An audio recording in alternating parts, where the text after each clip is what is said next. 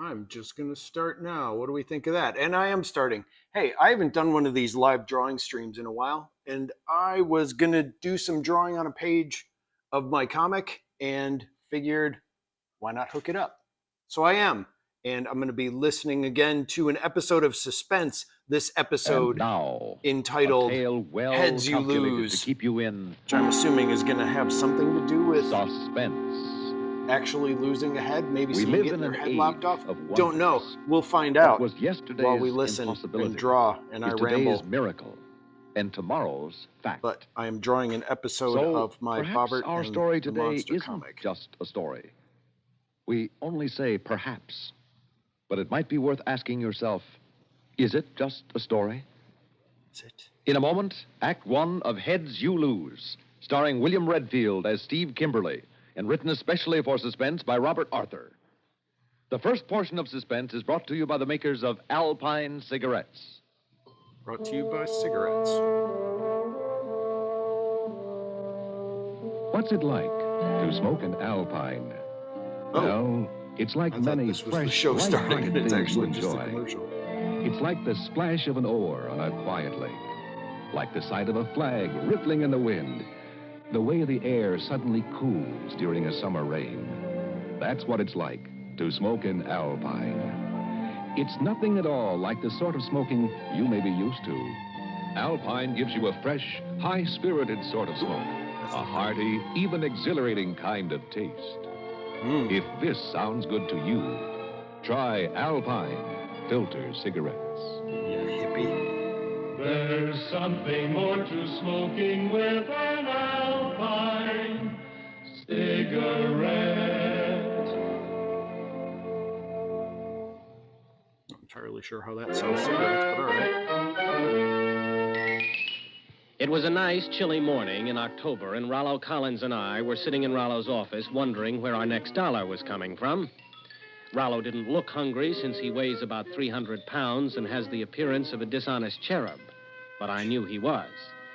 As for me, Steve Kimberly, I felt like a walking skeleton. Rollo and I were private detectives. Now, I won't try to whitewash us. Let me just say nobody ever actually proved anything against us.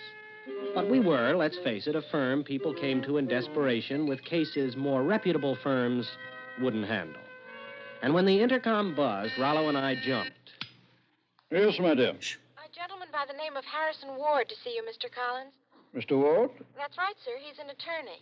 Oh, by all means, come right in. Yes, sir. Harrison Ward was a tall, thin guy with a tall, thin face. And as he closed the office door and looked at us, his Adam's apple jumped up and down nervously. My name is Ward, Harrison Ward. I'm an attorney. I wish to Look at engage my you to Adam's find apple. someone for me. Oh, butter wouldn't have melted in Rollo's mouth as he waved Ward to a chair. You've come to the right place, Mr. Ward. We find people, that's our business. Well, this is an unusual case. I want you to find... Well, his name is Joshua Franklin. Joshua Franklin? Surely you're not serious.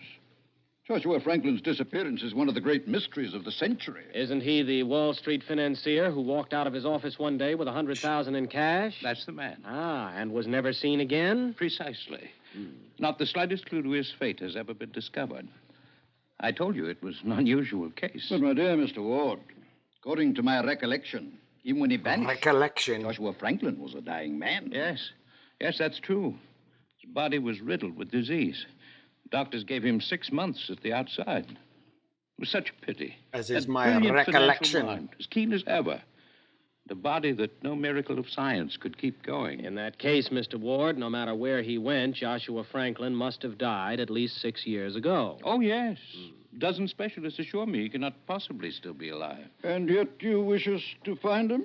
My dear Mr. Ward, on occasion we do the impossible, but we cannot work miracles. What you need, Mr. Ward, is a spirit medium. Speak Please, with that gentlemen, inflection. I assure you I come to Miracles.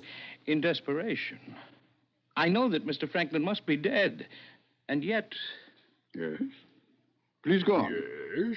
3 weeks ago, Joshua Franklin spoke to me on the telephone. Oh, come on now. You can hardly expect us to believe that. Well, it couldn't have been anybody else. On the He telephone? identified himself by a secret code. Did you recognize his voice? Well, no, it did seem changed. But it may have been a bad connection. Mr. Ward, you're certain it was Joshua Franklin? I'd swear to it. The things he reminded me of. Well, no one else knew about them, living or dead. Oh, I'll bet, especially dead. Tell me, just why did Joshua Here's what I Franklin love call about you? drawing like this. He instructed me is to sell 10,000 as shares I'm doing of a long Universal line like Mining that, stock, which I can he feel owned. myself making a face, Did and you it's say like, oh yeah, why? good job But he putting a promised to camera explain on your later. face. But he never called again. Probably St. Peter wouldn't let him slip out to use the telephone. Steve. Mr. Ward, think I feel like they're carefully. amazed that he called. Was it a on the long-distance telephone. call? What else could it have been, Rollo? Very long distance. No, I think it was a local call. But with this new direct dialing, it's so hard to tell. But Mr. Ward, we are forced to believe that Joshua Franklin is still alive, in or near this city. We'll take the case. On the telephone? Our fee is $100 a day. Well, that's quite all right. In addition, we would expect to collect the reward originally offered. $100,000 if we find him alive, and $50,000 if we find him dead. So, at last, we had a case, finding a missing millionaire who had been dead 7 years. Harrison Ward gave us a $500 advance and left. My own starting Left? point was that mysterious phone call and the order to sell 10,000 shares of Universal Mining stock. I went to a stockbroker friend. He told me the unexpected sale had created a small panic in Universal Mining. Somebody usually makes money off such panics. My friend came up with a name. The name of an individual who had sold Universal Mining short just before the panic and made about $20,000. The man was an amateur, not an experienced Wall Street operator. I did some checking on the fellow and then reported back to Rollo Collins. You say his name is Green. Dawson Green? Mm-hmm. Don't place it. But somehow So, it's I guess- familiar. Professor Lawson Green, Ph.D., FRCS, and a lot of other initials. About 10 years ago, he was a professor of neurosurgery at a big medical college. You say he was. What happened? Well, he got mixed up in some He's kind not of anymore. scandal, something to do with some rather radical experiments he was making, and he resigned. Since then, he's been living all alone out in the suburbs. And you think he made that telephone call and hoaxed our legal friend, Harrison Ward? Oh, Rollo, I think he did. He's the only one who cashed in on the deal. Curious, Steve. Curious. I wonder where he got that confidential stuff he told Ward. Maybe he knew Joshua Franklin once. Anyway, I'm going to That find rope out. Needs to go this way. Sit tight, Rollo, while I go out and have words with the mysterious Professor Green.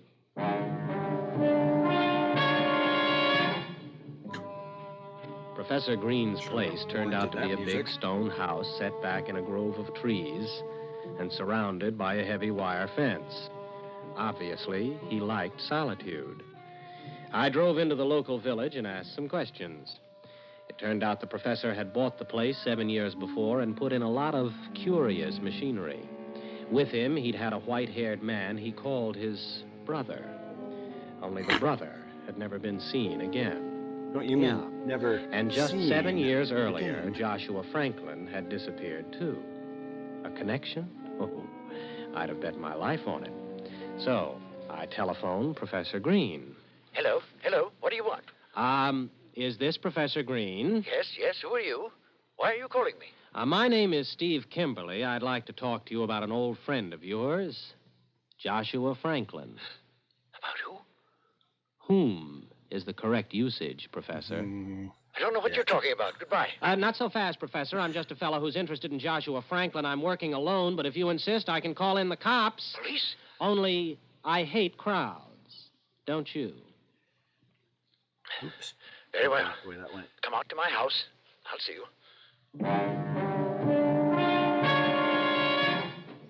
You see, sometimes the easy way is the best way. I drove back. The gate was open. I drove up to the front door. A little white-haired man with bright, nervous eyes and shaking fingers let me in. Well, come in. Thank you, Professor. I'm glad you agreed to see me, alone. I haven't any idea. Why does he what keep you want. emphasizing I went to see words? you just to stop this insufferable nuisance. Well, I'd hardly call one phone call insufferable. However, I'll get down to business. Where is Joshua Franklin? What became of him? Jesus. I don't know. I never heard of Joshua Franklin. Now, young man, goodbye. No, you're not getting rid of me that easily, Professor, so let's start over. Where is Joshua Franklin? What do you want? Why have you come here? I won't let you ruin my experiment. It's my whole life. And now you're trying to destroy what I've done. Take away everything that I've accomplished after I've given up my career, everything to... Oh, Professor, easy. You're going to blow your top here. Now, believe me, I'm not here to destroy anything. I'm here as a friend. I want to help you. What do you mean, I want to help you? What brought you here, anyway? That little transaction in Universal Mining stock. So that's it. Mm-hmm. I was afraid. But he told me to do it. He? You mean Joshua Franklin? Yes. I mean Joshua Franklin. All right. You've got him here in this house? You've kept him a prisoner all these years? No. I only saved his life. I'm the one who's been the prisoner. You saved his life? In spite of what the doctor said? Well, man, why all the secrecy? You could have been famous. You'll see.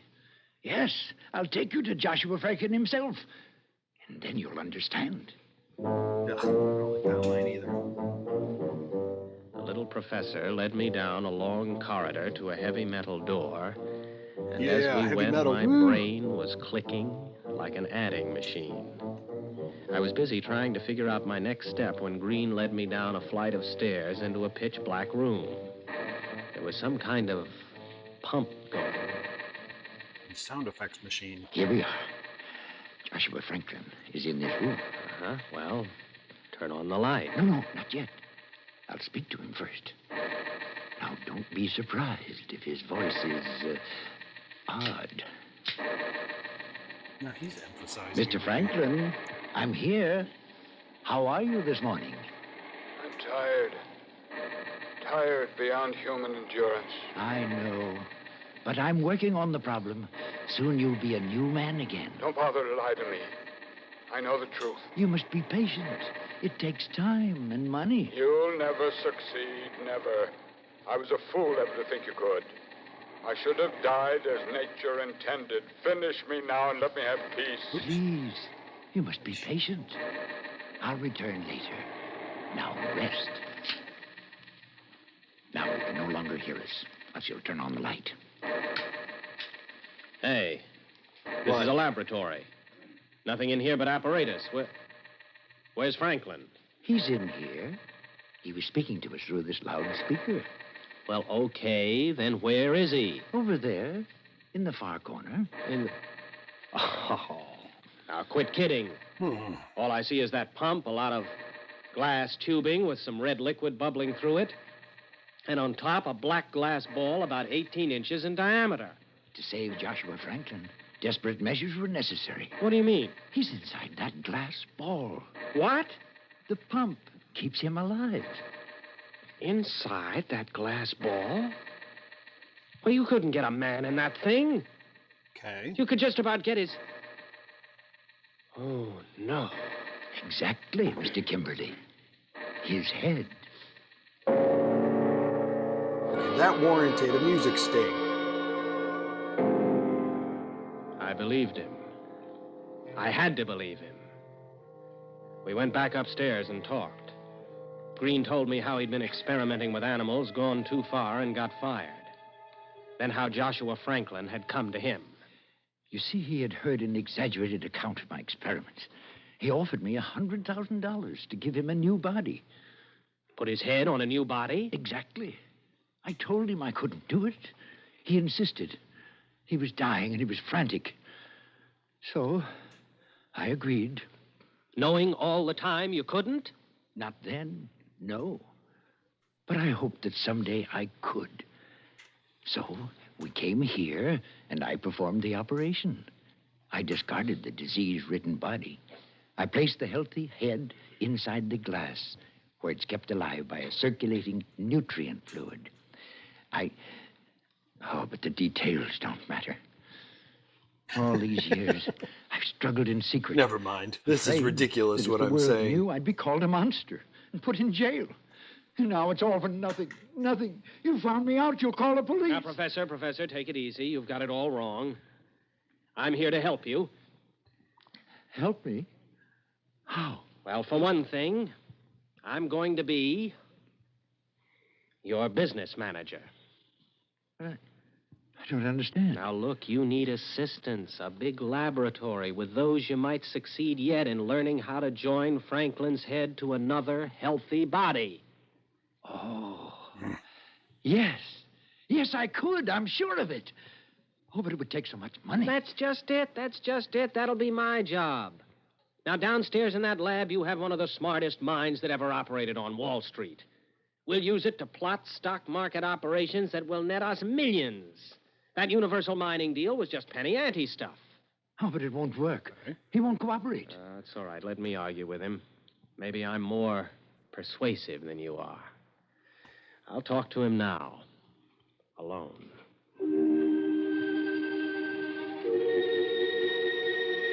The professor finally agreed. He took me back down into his lab, switched on the apparatus, and left me alone. Mr. Franklin? Mr. Franklin? Can you hear me? Who's there? My name is Kimberly. Professor Green has called me in to help him with your case. It's too late. I have no hope. If you knew how tired I am, how terribly tired. Now, look, it's only a matter of money. With your help, we can get the money. I'm not interested.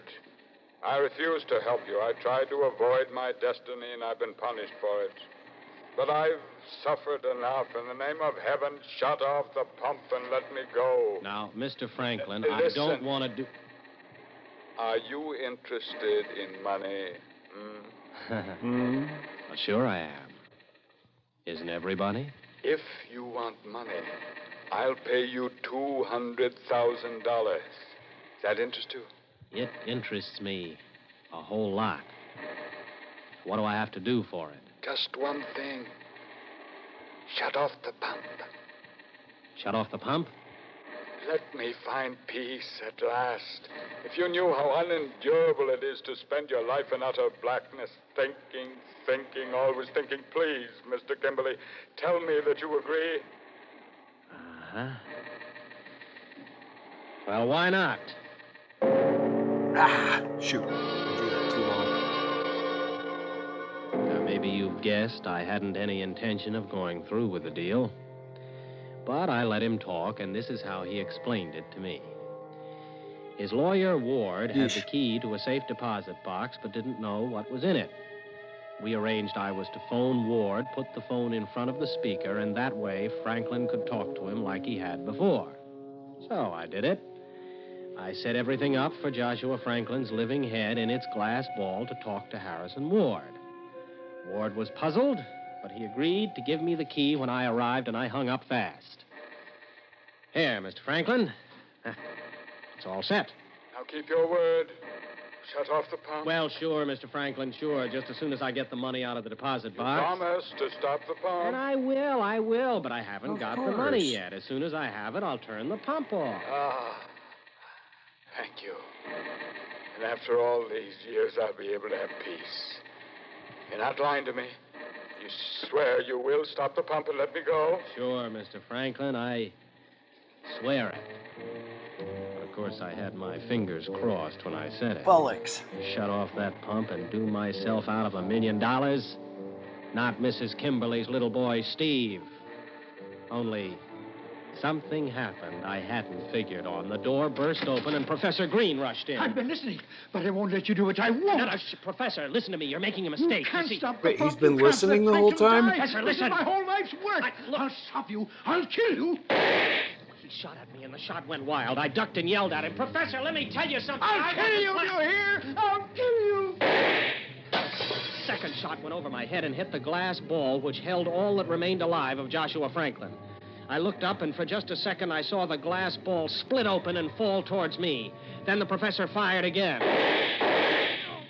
This time, both bullets hit me somewhere in the chest or stomach, and that was the last thing I knew as I dived into a pool of darkness 1,000,000 miles deep.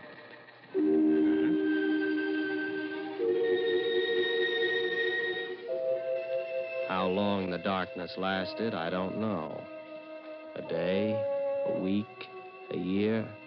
He's going to be ahead But now. at last, through the darkness that seemed to crush in on me like a ton of black velvet curtains, I Now heard you're ahead. Rollo's voice. Steve? Steve, can you hear me? Steve? I tried to open my eyes and found they were open, and it was still pitch dark. Yep. I moved my lips, and words came out. Rollo, I hear you. Oh, that's fine, Steve. That's fine. I was worried about you. Where am I? Whoa. What happened? I remember Green shooting me, then... One Using my question body at a to time, put your Steve. head on. Right? As for where you are, you're in Washington, D.C. In Washington? In a secret room down in the basement of a certain hospital, Steve, my friend. You can expect lots of company. Doctors, scientists. They'll all be here to ask you questions. Oh, you mean about Green and how he kept Joshua Franklin's head alive. No, Steve. About you.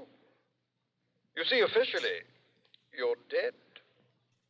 I'm dead? Yes. You had a very nice funeral in Lawnwood Cemetery. What are you talking about? Why does your voice sound so funny? Because you're hearing it through a special hookup. You see, Steve, when you didn't come back, Need to I have the called guitar on neck. Professor Green. After he killed you, he cracked up completely. But not before he'd done one thing. Not before he'd saved your life. The same way he saved Joshua Franklin. No, Yes. it's not true. It is. Afraid it is. Listen. That's the pump that keeps you alive. The government It is sounds taking like care a of you. Moog sting. You're a top secret hush-hush project. But you should feel like that pretty either. good. You're immortal now. You're going to live forever. In your Rah. little glass jar. Boo. It's ridiculous.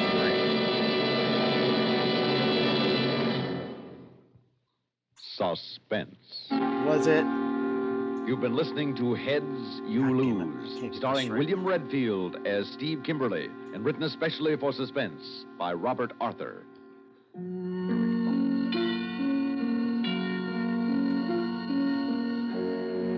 Suspense is produced and directed by Bruno Zerato Jr., music supervision by Ethel Huber. Featured in tonight's story were Raymond Edward Johnson as Joshua Franklin, Melville Ruick as Professor Green, Santos Ortega as Rollo Collins, Kermit Murdoch as Harrison Ward, and Jimsy Summers as the I secretary. moved those feet Listen lower, again next so week when we return with Perchance to Dream, written These by Bob pencils Corcoran. are Another only a tale well suggestion. calculated to keep you in suspense. Right. Phil Rizzuto's Sports Time scores with the fans Monday through Saturday on the CBS Radio Network. All right. And now, That's enough for now. a tale well calculated to keep No, you in. no, don't repeat what you're doing. All right. So there you go. I was just going to draw for, I don't know, like 20 minutes. Did I do that? Yeah, about 24 minutes.